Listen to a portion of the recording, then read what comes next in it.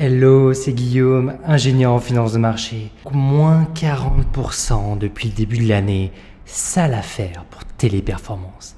Et je te l'avais bien dit, c'est typiquement l'action à ne pas acheter en anticipation. Parce que sa tendance fondamentale, elle est mauvaise. Et c'est pas pour rien que je t'avais partagé ma stratégie il y a 2 mois avec une vidéo où je te disais que ma stratégie, à moi, c'était de ne pas rentrer sur ce titre. C'était tout simplement d'attendre des conditions spécifiques, de la jouer en réaction pour une fois. Donc d'attendre des décisions stratégiques que devait prendre selon moi le management et qui auraient été nécessaires pour faire repartir un momentum sur le prix de son action. Et ce qu'on attend encore sur Téléperformance, c'est un virage stratégique important sur l'IA notamment. Et ça t'a pas échappé, toutes les boîtes qui mentionnent tout simplement on va faire plus d'IA avec tel plan, tels investissements, ça fait le buzz et ça se voit sur le titre de leur action.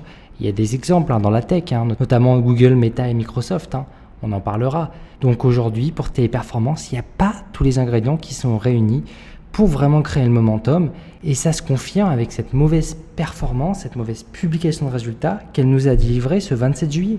Donc oui, là, il y a une déception. Après, là, je vais te dire en détail qu'est-ce qui ne va pas et qu'est-ce qui pourrait aller mieux et surtout quoi faire dans ce cas-là.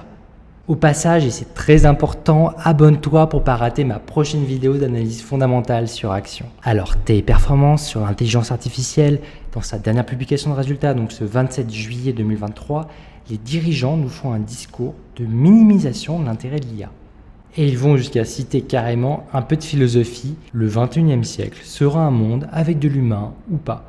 Bref, tu vois l'idée de la stratégie derrière. Dans une activité où l'IA est partout, Téléperformance, ils font le choix de l'humain. C'est-à-dire le choix de se dire que quand une entreprise veut faire du support de qualité pour ses clients, pour un produit, pour un service, elle préférera qu'il y ait un humain derrière.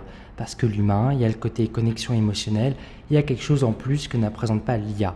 Voilà, c'est ça la stratégie sur laquelle ils persistent et ils signent. Donc aujourd'hui, pour Téléperformance, on est loin d'un grand virage stratégique sur l'IA. Et persister sur l'humain, c'est pas si incohérent que ça. D'ailleurs, ça se défend même comme stratégie.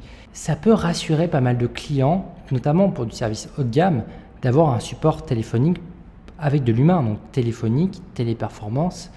Et clairement, il y a un intérêt en termes de valeur finale apportée à avoir de l'humain versus avoir une IA.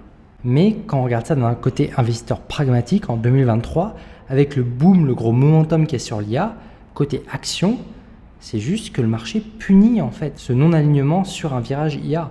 Et du coup, c'est pour ça que pour moi, on ne peut pas s'attendre à un rallye pour Téléperformance sur un momentum IA. Ça, pour moi, ça ne va pas arriver. Sauf s'ils changent de stratégie. Mais en tout cas, avec cette publication, aujourd'hui, ça n'arrive pas. Donc Téléperformance, ce n'est pas aujourd'hui un trade IA croissance. Ça reste un trade support téléphonique à distance, donc leader de sa niche, clairement, ça c'est indéniable, mais qui affiche des performances de résultats qui sont décevantes. Et malgré qu'on est dans un marché du support téléphonique qui devrait tripler avec l'IA. Cerise sur le gâteau, le top management de Téléperformance, il nous annonce une guidance qui est en baisse.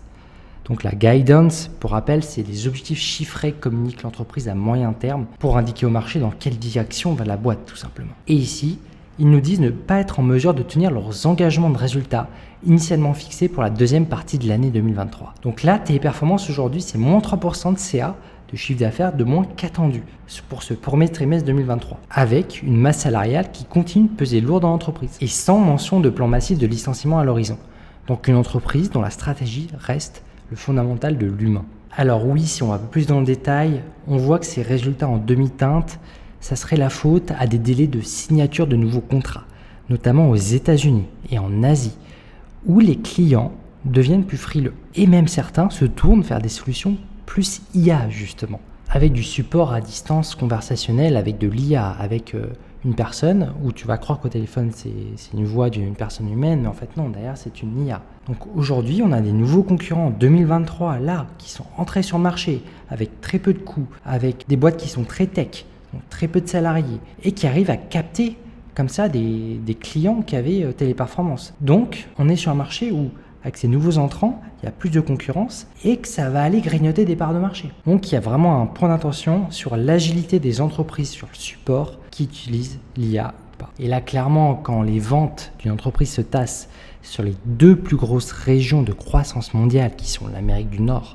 et l'Asie-Pacifique, ça se traduit sur le marché par des performances décevantes. Donc si on essaie de regarder Téléperformance d'un point de vue investisseur pragmatique, allez, on fait le point. On a quoi? On a des revenus en baisse, avec une guidance qui nous donne des revenus à venir qui seront en baisse aussi pour 2023. Et au mieux, ce que j'aurai avec mon meilleur scénario dans mes estimations, ça serait que Téléperformance aurait les mêmes résultats qu'en 2022.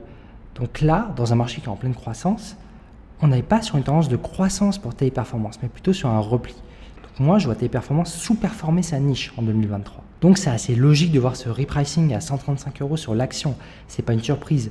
Imagine tes gérants de fonds, tu as une entreprise qui sous-performe sur l'industrie, tu la vends pour acheter des boîtes où là, tu peux anticiper de meilleures perspectives, tout simplement. Et même quand je regarde la valorisation de son action, quand je regarde mon indicateur préféré en termes de cherté, qui est le PE ratio, moi je vois qu'un PE 12, c'est même un peu trop cher payé pour une boîte qui n'a pas de bonne perspective de croissance. Donc on pourrait même revenir, si j'anticipe un forward PE horizon 2023, un PE qui reviendrait à 10, et ce qui reflèterait que Téléperformance est sur une dynamique de croissance qui est nulle. Donc oui, je vais arrêter le faux suspense ici dans ces conditions. Pour moi, Téléperformance, après sa publication du 27 juillet, c'est un no-go.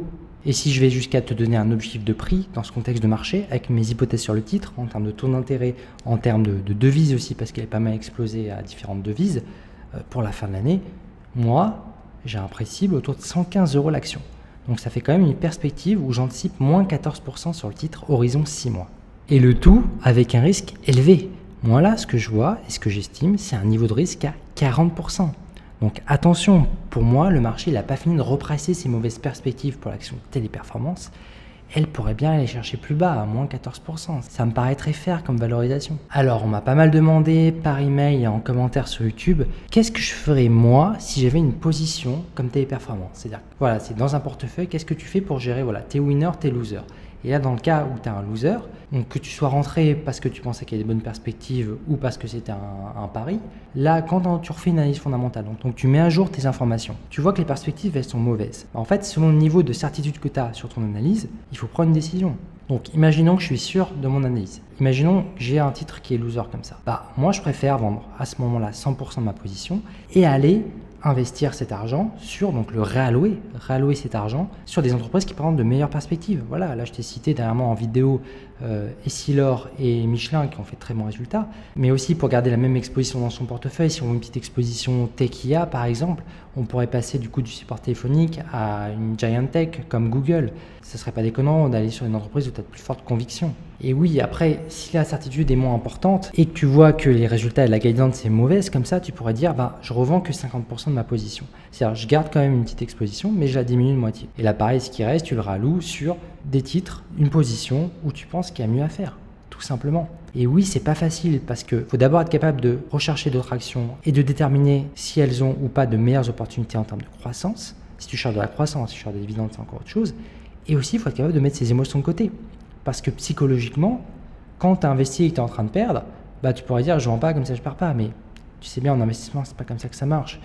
Et à ce moment-là, tu peux rester longtemps dans une position qui perd. Par exemple, dans le passé, où tu as des cas très difficiles. Regarde Unibail Rodamco, regarde Engie, regarde Orange. Donc clairement, il faut être capable, tu détectes de mauvaises perspectives sur le court terme et le moyen terme, de se dire, même si je t'aime bien la boîte, raisonner en tant qu'investisseur pragmatique, c'est être capable de mettre ses émotions de côté et de raisonner en termes de rendement sur risque, tout simplement. Je suis conscient, c'est facile à dire, plus difficile à faire. Et si tu veux aller plus loin, je t'invite à découvrir mes outils gratuits de gestion de portefeuille, d'analyse d'actions, ainsi que ma newsletter. Tout ça, c'est sur guystorm.com. Et je te partage vraiment des frameworks, des stratégies qui sont basées par mes expériences de professionnel des marchés. Tu sais que je suis ingénieur en finance de marché. J'ai travaillé en banque et en fonds d'investissement à Paris et à New York. Donc j'ai 2-3 trucs qui pourraient être sympas à te transmettre. Donc au passage, oublie pas de donner ton plus gros like. Ça aide vraiment cette chaîne à se développer. Et si tu veux regarder une analyse d'une très belle boîte, Action Croissance, qui elle surfe vraiment sur la tendance IA avec une performance de plus de 48% depuis le début de l'année. Et d'ailleurs, je t'avais partagé en vidéo que je l'avais ajouté à mon portefeuille en mars dernier. Et là, je t'ai fait une petite vidéo mise à jour avec les derniers résultats de Google. Donc, je te propose de voir l'action Alphabet, c'est par ici. Sur ce, restons pragmatiques. Allez, ciao!